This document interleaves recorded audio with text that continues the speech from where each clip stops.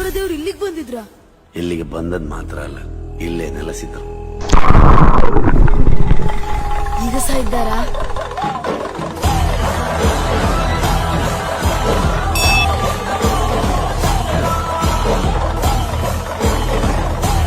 ಒಂದು ಬಿಲ್ವಪತ್ರೆ ಎಲೆಯಿಂದ ನೀವು ಅನ್ಕೊಂಡ್ರದ್ದು ಆಗುತ್ತೋ ಆಗಲ್ವೋ ಅಂತ ಗೊತ್ತಾಗತ್ತಂತೆ.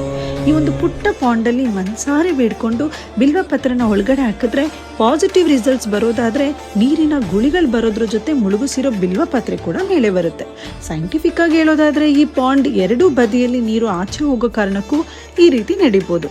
ಈ ಒಂದು ಕೊಳದ ನೀರು ಮಿನರಲ್ ವಾಟರ್ಗೂ ಹೆಚ್ಚು ಪರಿಶುದ್ಧವಾಗಿದೆಯಂತೆ. ಎಷ್ಟೋ ಡಿಸೀಸ್ಗೆ ಮೆಡಿಸಿನ್ ಆಗಿ ಸಹ ವರ್ಕ್ ಆಗಿದೆಯಂತೆ. ಒಳಗಡೆ ಒಂದು ದೊಡ್ಡ ಶಿವಲಿಂಗ ಕೂಡ ಇದೆ ಅಂತ ಹೇಳ್ತಾರೆ.